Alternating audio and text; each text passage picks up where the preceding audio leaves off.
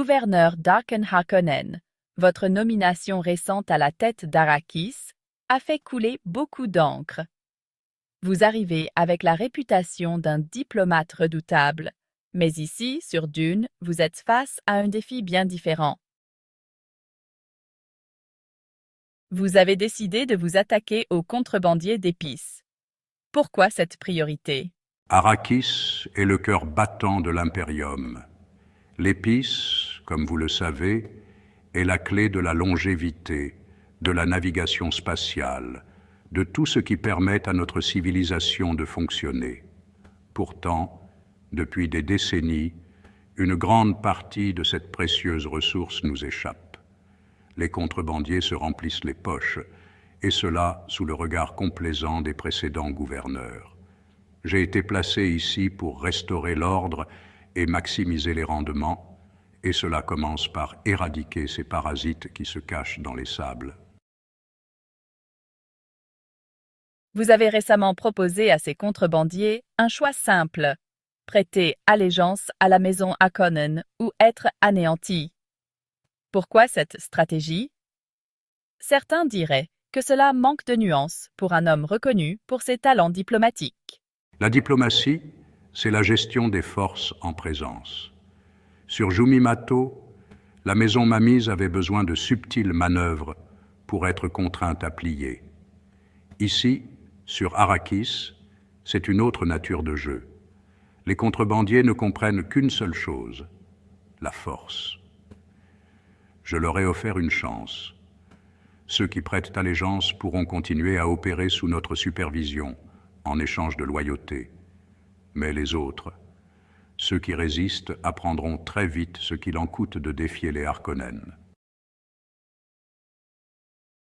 Certains contrebandiers, comme vous l'avez mentionné, ont accepté de devenir vos alliés. Mais il y en a d'autres, comme Salmar Tuek, qui vous ont ouvertement défié. Est-ce que vous avez sous-estimé la force de cette résistance? Tuek a fait un choix, un très mauvais choix. Il croit qu'il peut jouer au héros pour ses hommes, mais la réalité le rattrapera bientôt. Ses jours sont comptés. Quant aux autres, ceux qui jouent à la montre, comme vous le dites, ils sont tout aussi naïfs. Ils pensent qu'ils peuvent gagner du temps, éviter la confrontation. Mais l'ombre de ma maison s'étend déjà sur eux.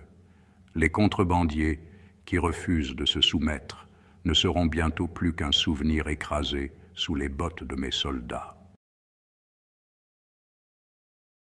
Vous semblez confiant dans la loyauté des sbires qui ont accepté votre offre. Ne craignez-vous pas que ces alliances de circonstances soient éphémères, que ces contrebandiers, en apparence soumis, puissent retourner leur veste à la moindre occasion? La loyauté se cultive par deux moyens, la peur et l'intérêt. Les contrebandiers qui ont rejoint mes rangs savent qu'ils n'ont pas d'autre choix viable. Ils ont vu ce que nous sommes capables de faire. La maison Harkonnen n'offre pas de seconde chance. Leur survie dépend désormais de leur obéissance. Et si, malgré tout, certains sont assez stupides pour penser qu'ils peuvent me trahir, alors ils finiront comme les autres. Je ne suis pas ici pour jouer un jeu d'échecs.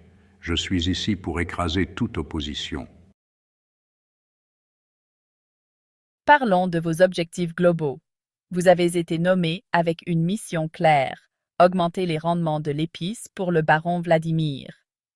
Pensez-vous que cette répression des contrebandiers sera suffisante pour répondre aux attentes du baron? Ce n'est qu'une partie du plan. La répression des contrebandiers va certes nous permettre de récupérer une partie de l'épice qui nous échappait, mais ce n'est qu'un début. Nous avons également optimisé les processus d'extraction, intensifié les patrouilles autour des zones de production et augmenté la surveillance des moissonneuses. Chaque grain d'épice qui quitte cette planète doit désormais passer sous notre contrôle direct. C'est ainsi que nous répondrons aux attentes du baron. Et croyez-moi, Vladimir Harkonnen sera plus que satisfait de mes résultats. Pour finir, certains observateurs estiment que votre méthode pourrait provoquer un soulèvement Fremen ou même renforcer leur solidarité contre les Harkonnens. N'est-ce pas une erreur de négliger les Fremen dans cette équation?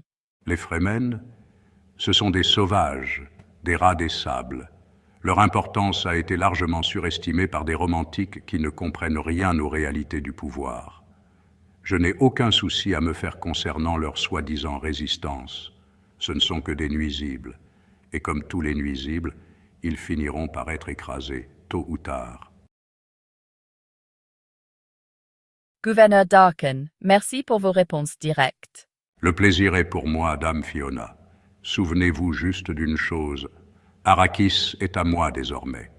Ceux qui s'opposent à cela ne survivront pas pour le regretter.